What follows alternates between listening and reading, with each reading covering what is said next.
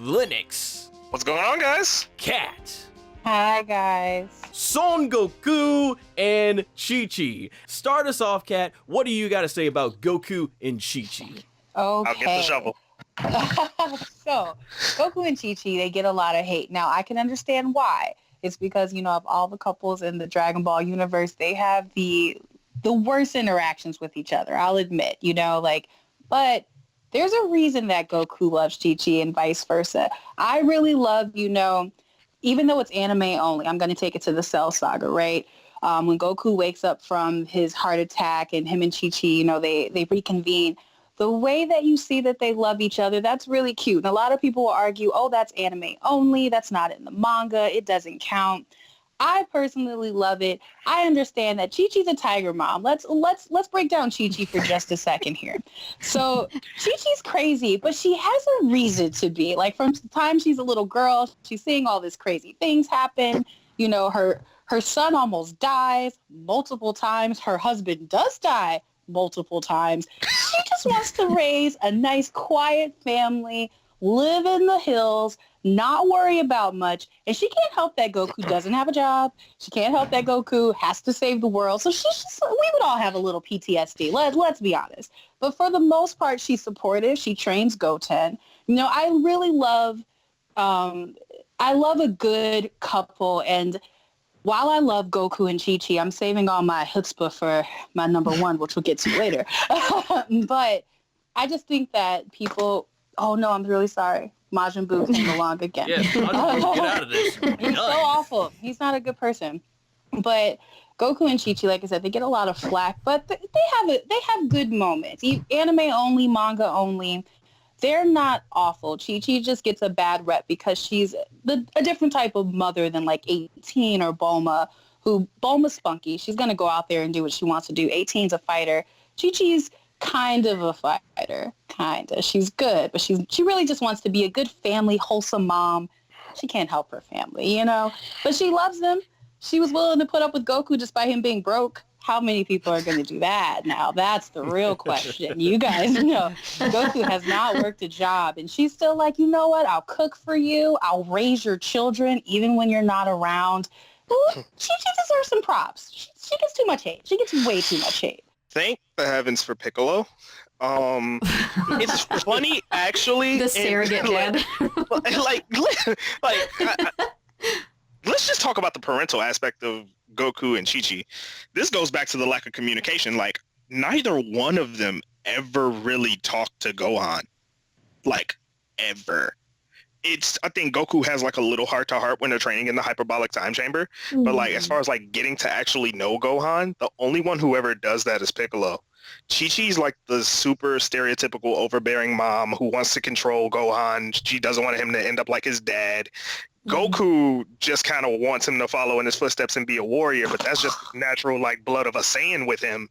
And stop it, Majin Buu. Piccolo, yeah, I saw that. I was like, yeah, like Piccolo is like the only one that really does get to know him and like nurture him. And if you really think about it, how Gohan acts, a lot of like prime example, he hung out with his dad all through the hyperbolic time chamber. What did he do immediately after? When Goku got his clothes fixed, he literally went to Piccolo and was like, can you make me a uniform like yours? Aww. He didn't even want, like, I always look at that scene because, like, him and Goku literally went in dressed the same, and the very first thing he did when he get out, hey, Piccolo, can I get an outfit like yours? I want to be like you. Yeah, like, it really, really just shows kind of, like, the disconnect. So if we're talking about them as a couple, like, as far as parents, like, they kind of like completely screwed that one. And even just as a couple in general, like Goku really is selfish in a lot of ways. Like he's really kind of like a man-child when it comes to fighting. So if he doesn't get the chance to do it, he throws a fit. He doesn't even like listen to Chi-Chi, or he tries to scheme his way around it versus like really hearing her concerns about it. So it's just like the communication with that couple is completely shot. Mm-hmm. Yeah, definitely on that. All right, well, definitely some good points, but I will say, Lennox, you may have forgotten at the Boo Saga when, he's like, Kibito, I want to fight in the same outfit as my dad. You forgot about that moment. So he does do that towards the later. I'm not giving him that. I'm not giving him that. I told you, I know, he tries to marry Goku anytime he can. Krillin and Hachigo, aka Krillin and number 18. So, I am going to start off with the man who voted for them at number 1 in our voting, and that is you, Lennox. Tell us, why do you think Krillin and 18 are the greatest couple in Dragon Ball? It's mainly just the development of their relationship as a whole. Like, that's believable. You gotta think, she started off, like, liking him in general because she didn't kill him when they were on that roadway. Yeah. Him sparing her life, just kind of the build up to their relationship in the Boo Saga where you actually realize that they got married. They genuinely do care for each other. Even when Gohan punches the crap out of Cell and he ends up vomiting her up, the one to react the most was Krillin because he was like, wait, like, that's Android 18. Like, she was alive in him all that time. Mm-hmm. And it's one of those things where, like, he cared. Even when they tried to get rid of her at the end of that, he was like, no. Like, he was the one that was going to defend that. So it's one of those things where, like, they stuck by each other. And although she could be harsh on Krillin, because Android 18 is probably his biggest critic ever within the show, the thing about it is that they push each other to do better. She's a little bit heavy-handed with it, but she definitely cares for her husband. You can't mess with Krillin. She can mess with Krillin. You can't mess with Krillin. Mm. And that's, and it's vice versa. One of the biggest things that's always really cool is that when Boo was on the Kami's lookout, the very first thing Krillin knew he didn't stand a chance at fighting him, but he wanted to give 18 and Marin a fighting chance at getting away. And that's something where it's like, you can see they didn't even have to say it. He just looked at her and she already knew what to do. And that just shows the years of, like, their bonding, the connection that they have. They read each other. And that's why I voted them as number 1. They feel like a complete couple who's been through some stuff. One of the reasons that I love them is because at first for Krillin, it's very clear that he only cares about 18 because she looks good, right? Like Krillin, who's been wanting a girlfriend since early Dragon Ball, who's seen Goku get married. He's seen Yamcha have Bulma. He just wants his shot, and here comes this robot, and she looks good. I also think that Krillin, over time, especially hearing from Trunks about how awful these androids are, seeing that this 18 is a little bit different, a little bit more humane. Also, they have a common enemy, which is Cell. I think that probably took the threat off of her as much. She's not exactly killing everybody. And I like for 18 because 18 didn't want to like Krillin. Like, I do agree with you, Lennox. She did, kiss him right before, when they were on the highway, right before they all got their behinds beat to them by by the androids. I do like that 18 is reluctant to like Krillin, which to me shows, and this is why I like them so much, it's that blank period of, that they really got to know each other. 18 wasn't exactly like, let me go ahead and get on Krillin because he's on me. She had to come back, and she had to keep coming back. So there was something there that she probably was like, oh, here's this guy who's, Krillin isn't conventionally attractive, I guess, in the Dragon Ball world. He's short. He's really strong. He's got these cigarette burns on his forehead. I'm sure a lot of ladies are just kind of like, whatever. There's just Krillin. And here comes 18 coming back to say, oh, this guy is actually interesting. She's giving Krillin a chance. For Krillin, he's like, oh, I can strike it gold. Bulma never gave me a shot, so this is great. So, and I do like their bond, especially, in Super. I really love to see how far they've come when they fight together. Oh, that episode where they fought together. That was so cute. I just really enjoyed them together. I love that. Like Lennox was saying, that's time built up. You realize they had to talk to each other. They're best friends. They can talk to each other. For some reason, 18 thinks Krillin is really cool. Like in Super, when he flies off and she's just staring at him, she's like, kawaii. Oh, I forgot about that. Yeah. So she's like, she worships the ground this guy walks on. And it's because over time she realized that Krillin is really wholesome. He's a great guy. He's willing to die for his friends. He has died for his friends. He'll keep dying for his friends. She recognizes all of these things about him. She gives him the shot. She makes Krillin go from the underdog to, a guy who can hold his own. And I really like what they do for each other. So I'm team K-teen all the way. Yeah. Son Gohan and Videl. I feel like they're a little bit vanilla. There you go, I said it. Kat, what do you Kat, what do you think?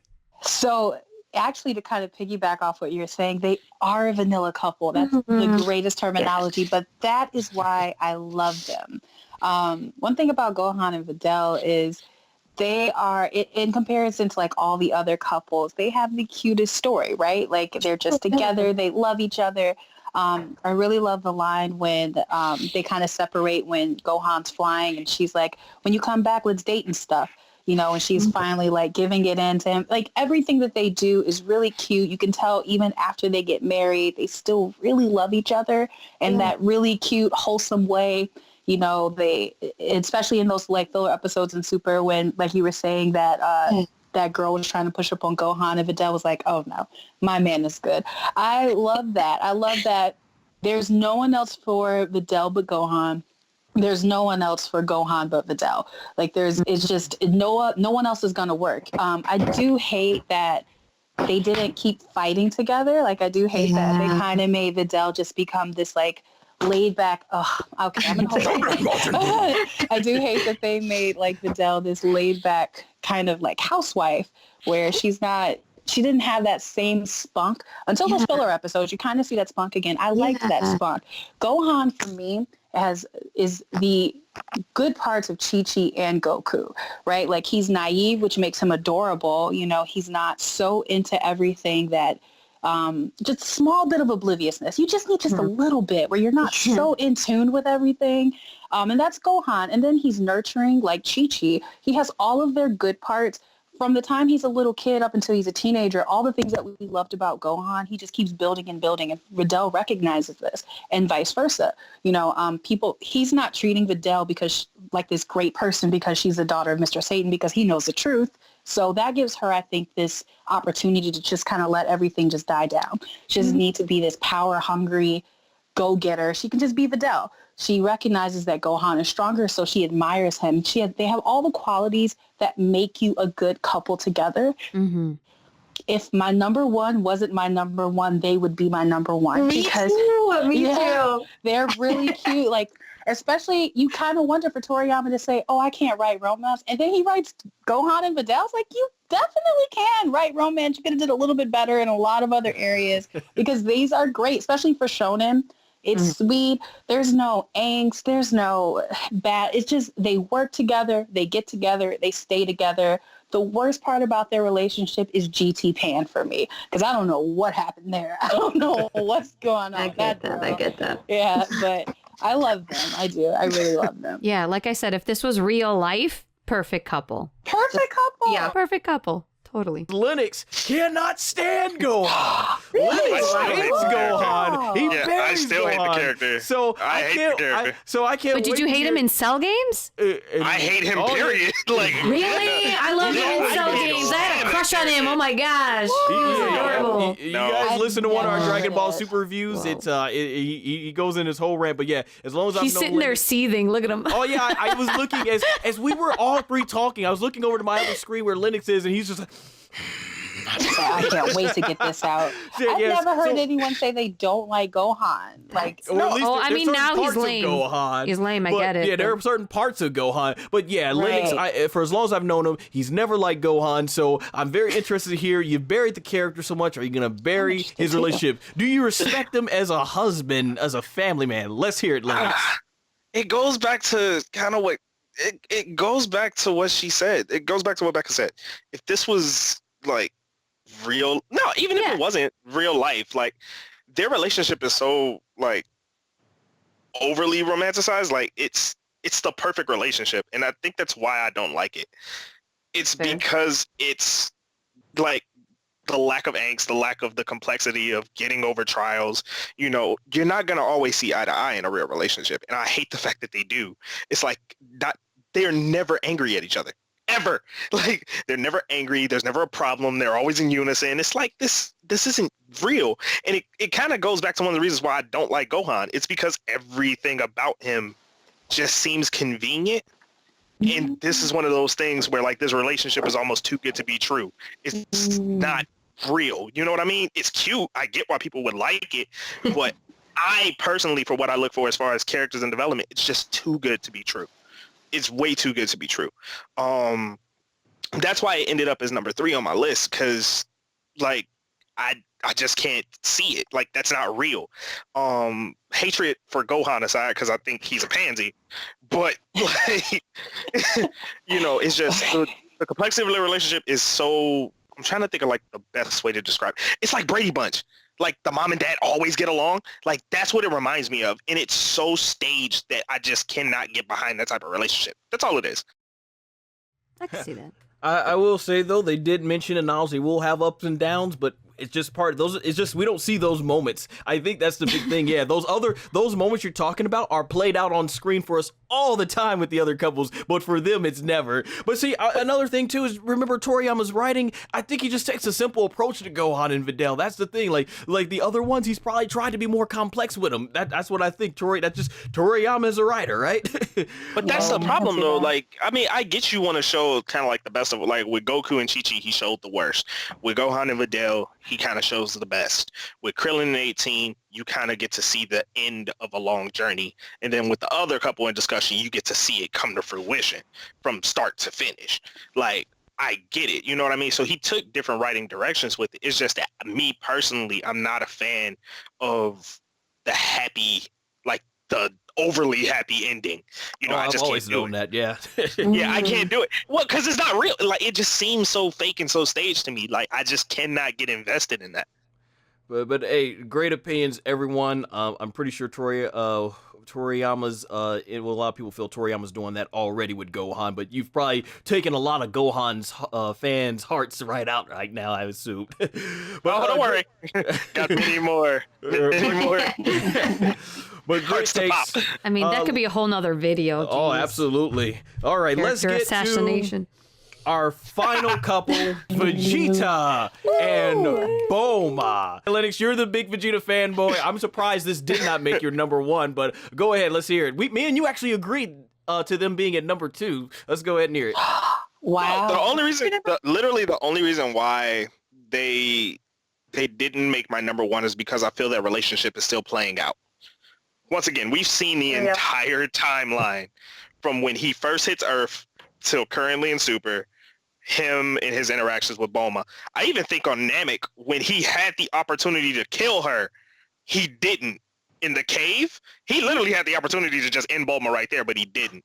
But one of the biggest things, and she just said it, and this is why it goes back to kind of, you can tell who cares for who. Vegeta got a whole Zenkai boost when Beerus hit Bulma. It wasn't one of those like, oh, I'm angry because you hit her. He's like, how dare you? Like, I don't care if you're God of Destruction, if you're God. They could have been Xeno. He literally would have thrown hands with whoever touched Bulma. And like, that just shows the difference in the level of care he has. One of the things, like, I think it's because she challenges him too. We get to see that other aspect of Vegeta. Like, he's always been a prideful type of character. He doesn't like to be proven wrong. He always thinks he's right. He's pretty headstrong. And the fact that somebody like Bulma, who challenges him, but not only challenges him, but makes him listen, the fact that we even get to see that means that there is some type of care, there's some type of attention that he always allots to her. And it's just nice to see that relationship kind of, you know, develop. Even one of the things that, and I always kind of get a little choked up whenever I see it, when he does the final explosion on Boo and they tell Bulma what happened, she's broken. Like, it wasn't like Chi-Chi when Gohan was banged up and she was crying and she kind of recovered. Bulma wasn't moving. Like, she was done for a minute. She was broken. And that lets you know the level that their relationship, like, where it was at, without it being specifically shown. We didn't see all the good times, you know what I mean? But that just shows you, even just from the little moments we got, like, oh yeah, they really like each other. And then you realize, like, oh no, they really loved each other. And it's in moments like those where, you know, when Vegeta sacrificed himself and she broke down on Kami's tower, when he literally manhandled Beerus for a couple seconds because he was, you know, pissed off at the fact that Beerus actually had the audacity to touch his wife. You see that type of emotion, and it's that raw emotion that's built up from all of their trials, you know, from, you know, the little annoyances that she would give him when he first when he got back to Earth after Namek, you know, and they were arguing over, you know, the armor and the clothes and the pink shirt, you know, and stuff like that. Yeah, like, you know, it's all of that you get to see in those moments, and that's why this couple is a really, really strong couple, and I just can't wait to see where it ends. That's the only reason why I didn't make my number one. Like, I feel like with Krillin in 18, we've seen the end of the journey, and we're just kind of coasting with it right now. Vegeta and Bulma is still developing, and that's kind of the fun part. No, you just reminded me, and then it just, like, I just kind of kept replaying it in my head, but Vegeta spends a lot of time with Kid Trunks. Yes, he does. Like, it just dawned on me. I was like, holy crap, you do see a lot of clips of them together, which is one of the defining factors that you see amongst, like, all of the other couples, maybe with the exception of Krillin and Marin. But you see him spend, like, even the scene where Trunks makes the bets with him, he was training with his dad, you know, and he literally, you know, was like, Goten ended up having to go with Gohan. You know, Goku wasn't there. I get it. I'll give him a pass. But, you know, he was dead. But you really do see, like, a lot of time being spent with Trunks. And even just for him to have the ultimatum of, all right, if you can hit me, we'll go to the park. You know what I mean? That's not something that you just do randomly. I'm pretty sure he's had bets like that with Trunks many a time. Because I think Trunks even says, like, are you serious this time? You know, like, you're not going to, like, bail out like last time. You know what I mean? So, like, that shows that he's done this, you know, on multiple times, either when they were training or out together, where he spent time with Trunks. So that's just one of the things that you see from Vegeta.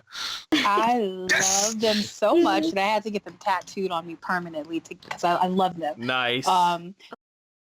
Let me try to get all my feelings. So one of the reasons that I was first attracted to Bulma and Vegeta as a couple was less about what I saw and more about what I didn't see. I think, like everyone else, you're like, how the hell did they get together?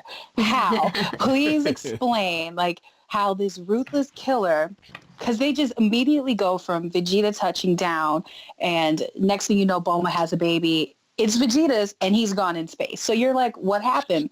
But even before that, like how Linux was pointing out, like how he could have killed her on Namek, there were subtle parts where you could see that there was some interest forming. If you take it back to when they first got, you know, forget the ocean dub of you and that hot girl when they're on Namek, but canon, when Vegeta comes back, this is someone who we've seen so far, is ruthless, doesn't like back talk, right? Nappa could never say what Bulma has said to him when they get down and they touch down back on Earth, where she's like, hey, homeboy, why don't you come stay with me and don't even, you know, think about touching me. If anyone else had said that to Vegeta. Homeboy. Yeah, I remember that. Homeboy, yeah. Vegeta would have had a lot of issues, but for some reason with Bulma, he lets it slide. And I think it's because Vegeta starts to respect Bulma immediately. Like he says in Super, Saiyans are attracted to a woman who has a lot of, you know, chutzpah, a lot of spunk, and a lot of feistiness. So here's this woman who's clearly hanging out with Saiyans. She's on Namek. She's dealt with Frieza. She's in One Piece. She's not crying on the ground like, oh my God, I just had to fight Frieza. It was terrible. She's having a good time. She's still showing out this banter that's really flirtatious. And then he finds out on top of all of this, she's smart. And not just kind of smart, but she's rich because she's smart, because of her family smarts. This is someone who was with the Galactic Patrol. So he's seen the best of the best. Frieza's not hiring, you know, just your run-of-the-mill scientists. These are really highly educated, respected scientists who are also really awful people. So on planet Earth, Bulma's the equivalent of who Frieza would get to work on his ship. Bulma is someone who probably the Saiyans would say, yeah, come help us out. Come help build things. So Bulma, in a lot of ways, is exactly what Vegeta would respect just on paper. And Bulma looks good. So their dynamic makes a lot more sense than Yamcha and Bulma. If you remember back in early Dragon Ball when Puar did not like Bulma, when he was telling Yamcha, I don't know why you're dating her. She's crazy. She's feisty. But Vegeta can match that. And then if you add into you know, I'm going to think a lot of fan fiction here because a lot of us were fascinated about what happened during, you know, that they got together. Trunks says that they got together out of loneliness, right? So you have Bulma, who's now all her friends are off training for Cell. Yamcha's not around as much. When he was around, he probably wasn't as emotionally involved because he's Yamcha and wants to be flirtatious. And then you have Vegeta, doesn't like anyone here, doesn't really trust anyone here. He's staying in her house. Probably the only person that he does respect is Bulma. They talk a little bit more. They get together a little bit more. probably Bulma starts to show Vegeta, okay, maybe around this one Earthling, I can kind of let it down until, you know, the hanky-panky happens and here you go, Trunks. But at this point, Vegeta isn't ready to be a family man. He's not ready to be a dad. He's still held on to like this anger of Goku and wanting to surpass that. So of course he's not going to be all willy-nilly like, yeah, that's right, I'll be a family man now. It's like you said during the 7-year itch where he says, I'm not going to fight anymore.